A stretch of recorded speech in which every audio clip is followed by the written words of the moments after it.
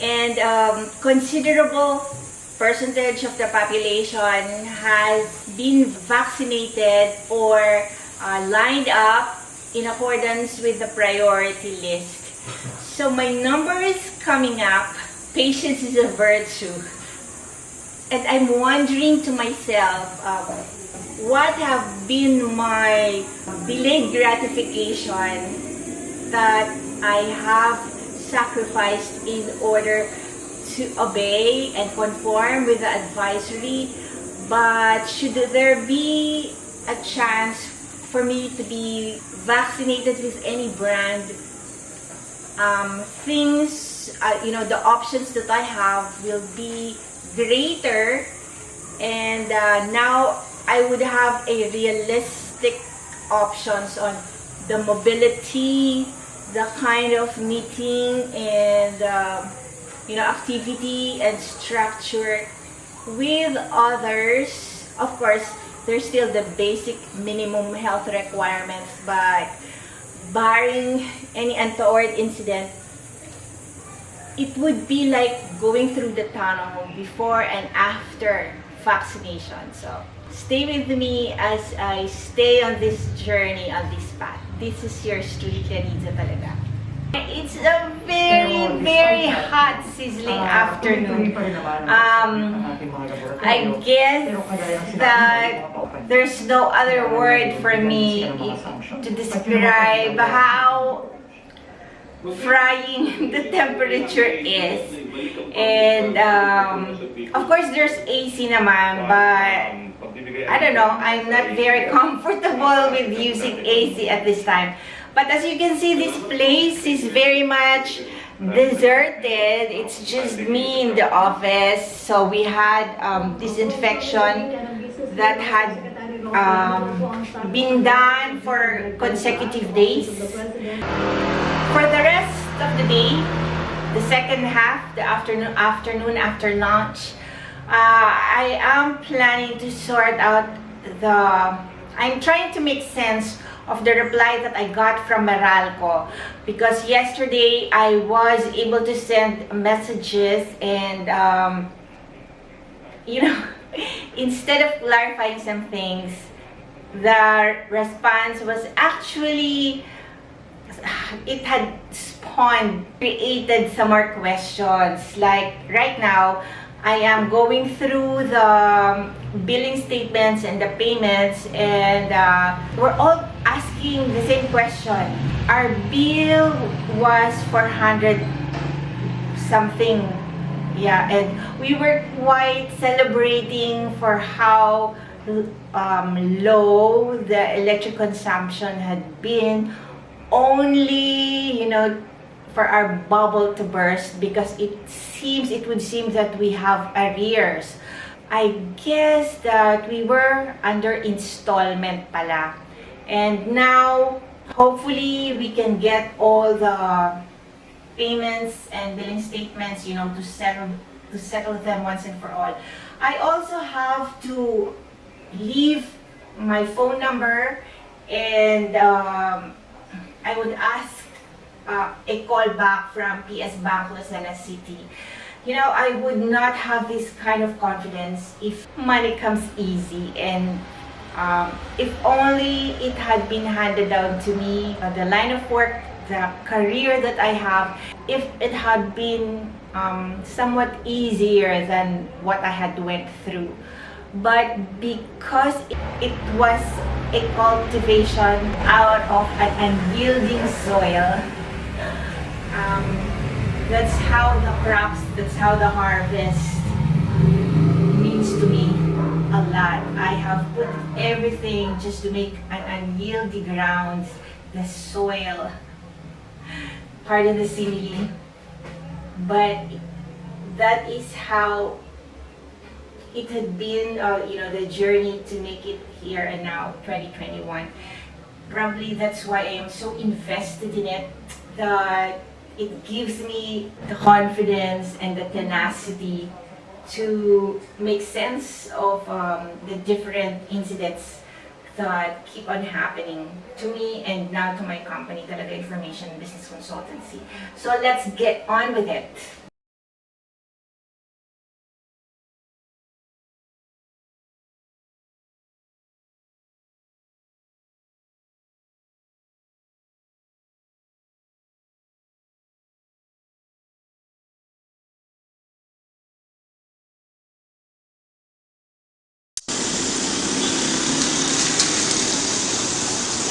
Skies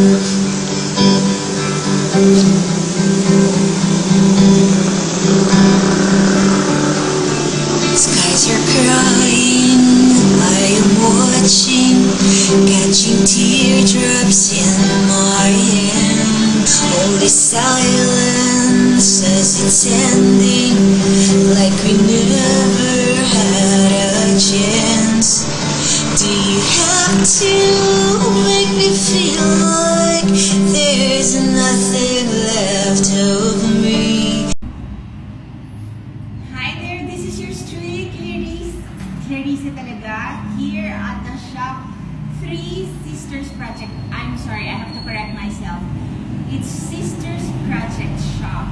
And this is the business that the three girls, Chibari, Jacqueline, and Jumane have started.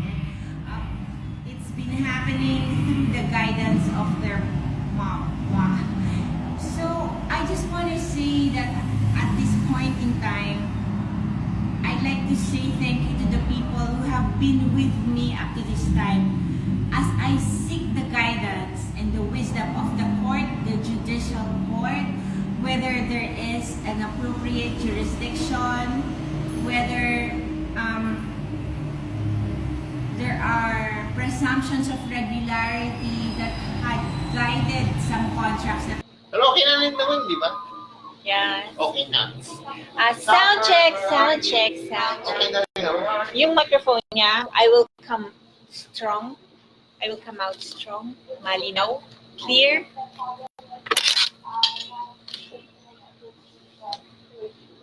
You can take everything I am.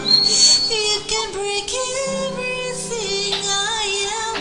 Like I'm made of glass. Hi, definitely it's going to rain anytime now. So before the heavy downpour begins, I just want to say that I'm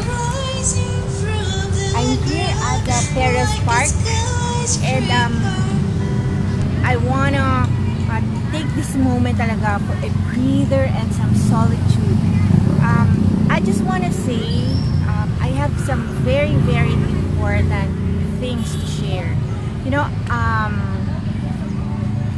as a published writer, and this time under the heading National Interest and National Security, the main branch of the government that has a mandate for this subject matter is the executive branch of the government. Usually the question will come from the legislative bodies, and there may be some conflicts along the way that only judicial ruling will break the standoff or will resolve. But meantime, it depends on the executive decision to bring out to the public the years of research and consultations, what they have achieved. Because it's starting to rain, I just want to say that my work will commence, and that I will be in some very important meetings with the different offices and agencies of the executive branch of the government, local and national. So hang in there, and I am doing the work that should be done to prepare for a smooth sailing information platform. Thanks. So this is the setting, the pre-grand opening today, 27th of July 2019. It's a Saturday. The weather is fine. Guess this means you're sorry. You're standing at my door. Guess this means you take back all you said before. Like how much you wanted anyone but me. Said you'd never come back, but here you are again.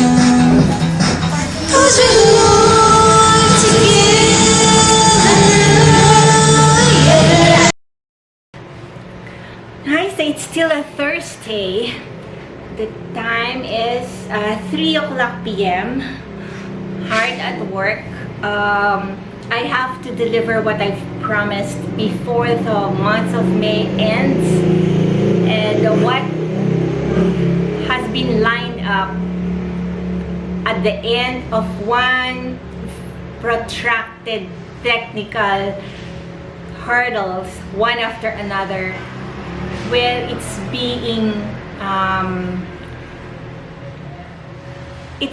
worked out how I can join, quote unquote, the bandwagon. So I'm excited to become part of it. So more on that later. For now, under Section 4 of Rule 2 of the Rules of Impeachment. I'm watching a replay. Congress. Thank you, Mr. Chairman. House hearing on Leonan impeachment Thank you, Honor. complaint. Proceed with the Honorable Deputy Speaker, strike criteria. Mr. Chairman, I vote yes to dismiss the case. The Honorable Deputy Speaker, proceed to the UNGAP. By this time, the word is out. The impeachment Thank complaint you, Your Honor. has been And the dismissed Honorable Deputy Speaker, Marlene Alonso. completely and thoroughly. I vote yes, Mr. Chair. Thank you, Your Honor. The Honorable Majority Leader, Ferdinand Martin Romualdez. I vote yes. Thank you, Your Honor. The Even Honorable Senior Deputy Majority Leader, Jesus Congressman Cristina Rodriguez. Romualdez had voted yes. The Honorable To Deputy dismiss. Majority Leader, Juan Miguel Macapagal Arroyo. I vote yes, Your Honor. Thank you, Your Honor. The Honorable Deputy Majority Leader, Leanda Bodilla. I vote yes to dismiss the complaint, Mr. Chair. The 27th of May 2021.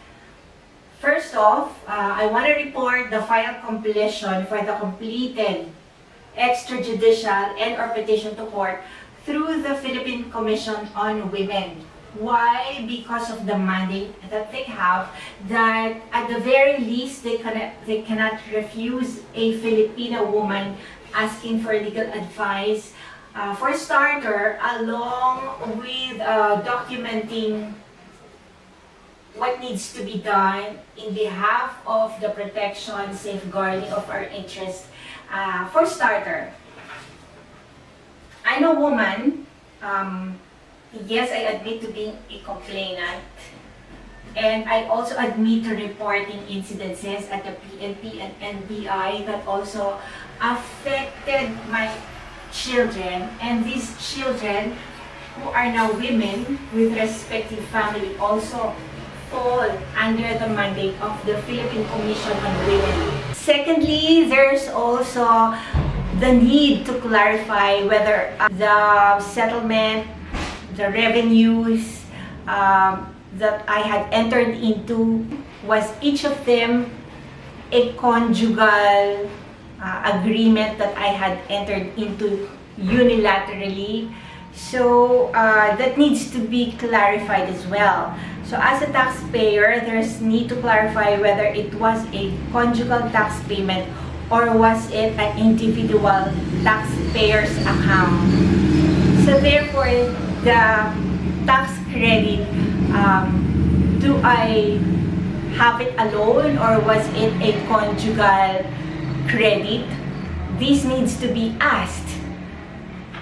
Third, grounds for separation of conjugal property, and why even talking about it brings to focus the legal personality of each person that I had mentioned or written past to present.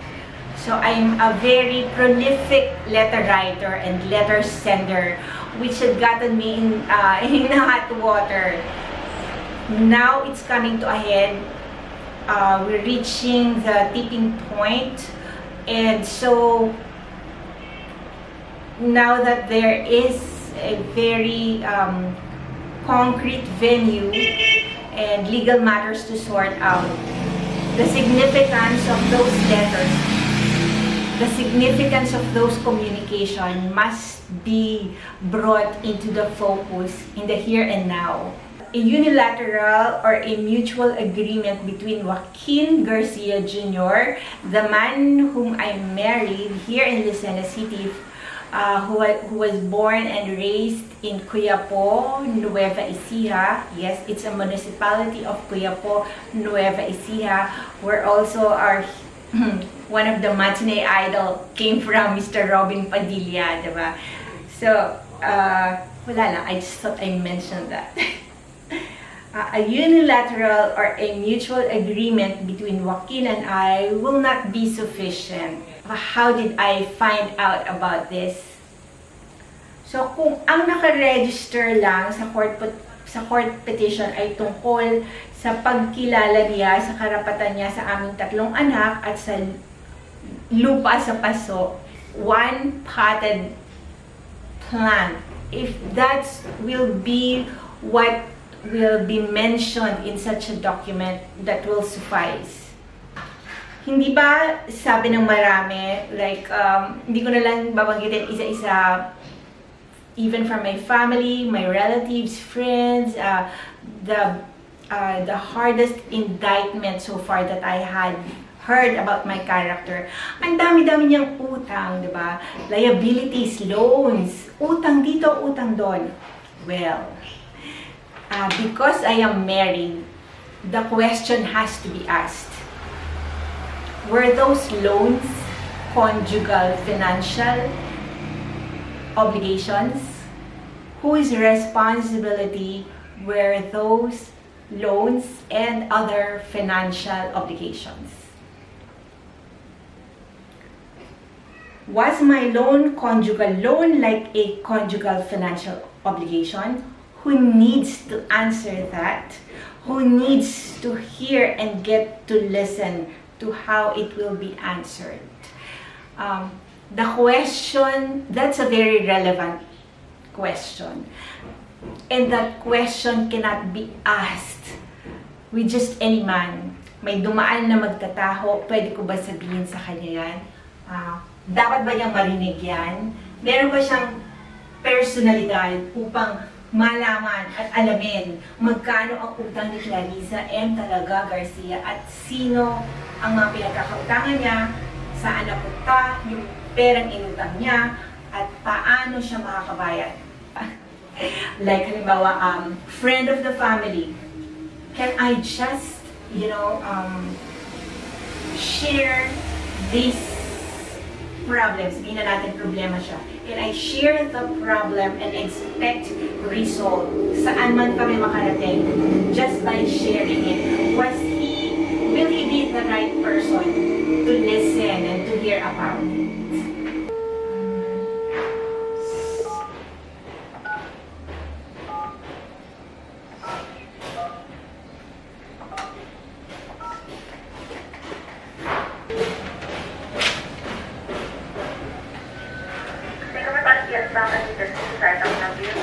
Yes, good morning. Ma'am, pwede po makausap si Ma'am Hias Abeha? May kausap lang po, sa kabilang line.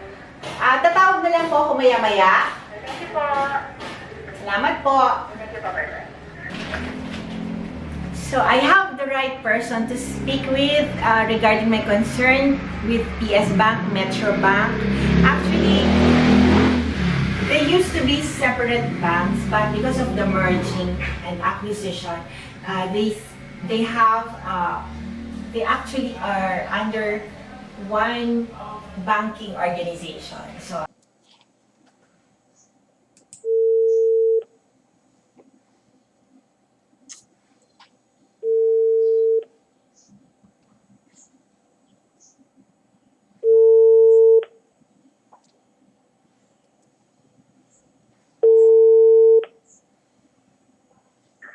Thank you for calling PS Bank and Legal. This is how I can help you. yes, good afternoon. May I speak with Miss Hias Abeha? Flower po. Ang H phone.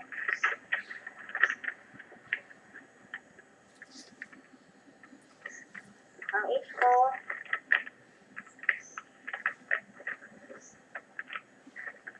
Ang H phone. Thank you for waiting. Good afternoon po. Hello, good afternoon, ma'am. Apo. Ma'am, si Clarissa po ito, talaga? Yes, ma'am. Ma'am, sa inyo po pala ini-forward yung letter ko. And then, yung po secretary ng brother ko, si Miss Cherry Ocampo, she told me na to call you about that. Yes, ma'am. Ano po yung concern natin, ma'am? Yes, kasi isa-summarize ko lang kasi alam kong medyo mahaba yung letter ko kasi documentation yun, no? Yes, ma'am. Opo. So, nabasa mo na ba siya? Yes, ma'am. Yung pong nakatuko kay Ma'am Cynthia. Yeah, siya ba yung manager, si Ma'am Cynthia Duarte? Yes, ma'am. Pero siya po yung resign na. Wala na po siya dito ngayon, ma'am. Ako na po yung pumalit sa kanya, ma'am. So ikaw na ngayon yung manager? Ma'am, ako. Okay. So kasi ma'am, medyo ano po siya. Pwede po alam ko medyo mahaba siya.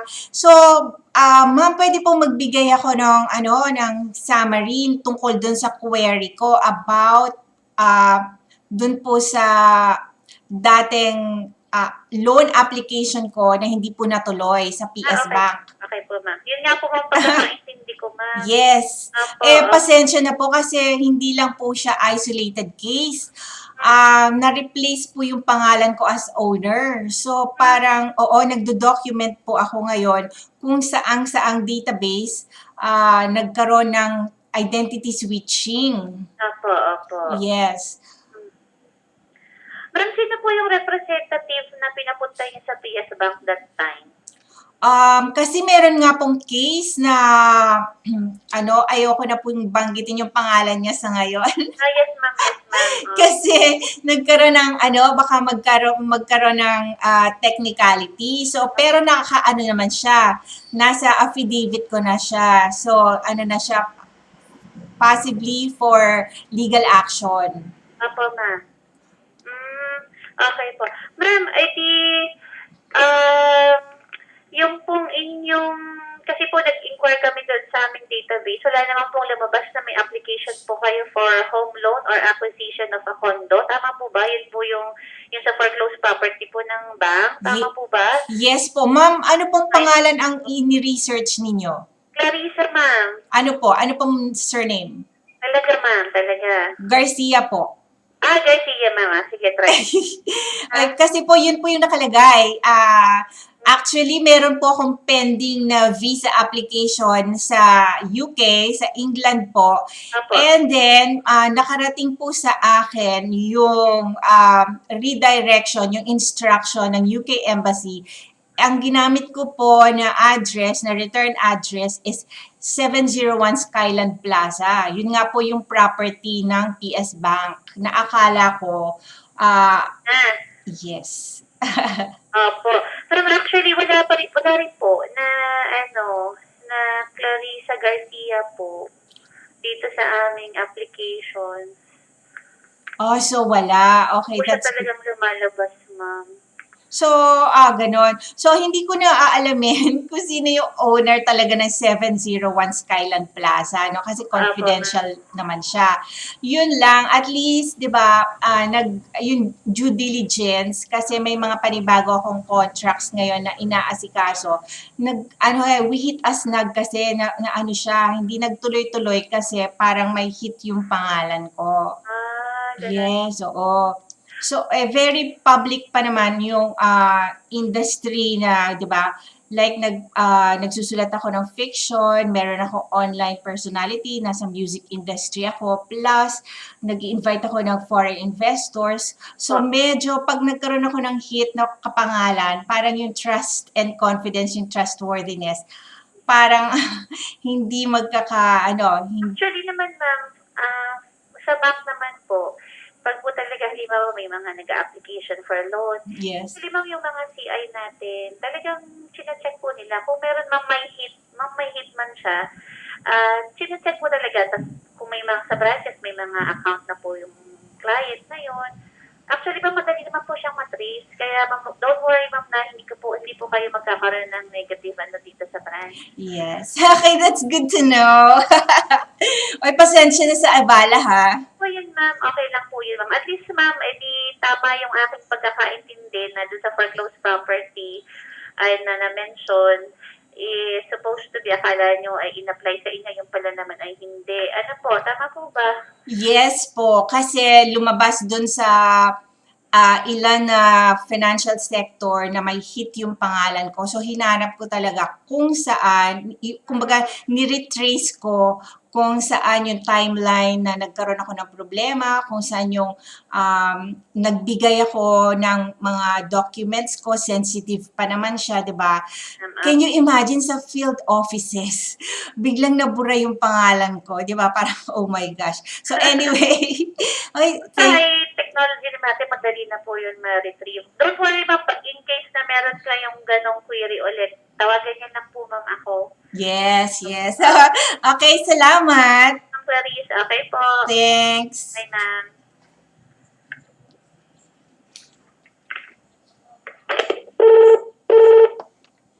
And so that's good to know, diba? So sabi nga niya, and she calls me Ma'am Clarice because really that's my alter ego. I'm also known as Clarice here, kumaga within Lucena City, within the industry, and explaining myself over and over again. It doesn't make it easier with the practice because the more burdensome, like it would feel like no solution is being given, no remedy is being given to address the original problems. But thank God for the breakthroughs. This is yours truly, Clarissa talaga. So matatapos ang buwan ng Mayo na masasabi ko na walang instance kung saan pwedeng masabi na irregular and result of faulty and illegal proceedings ang tinatayuan ko ngayong legal position.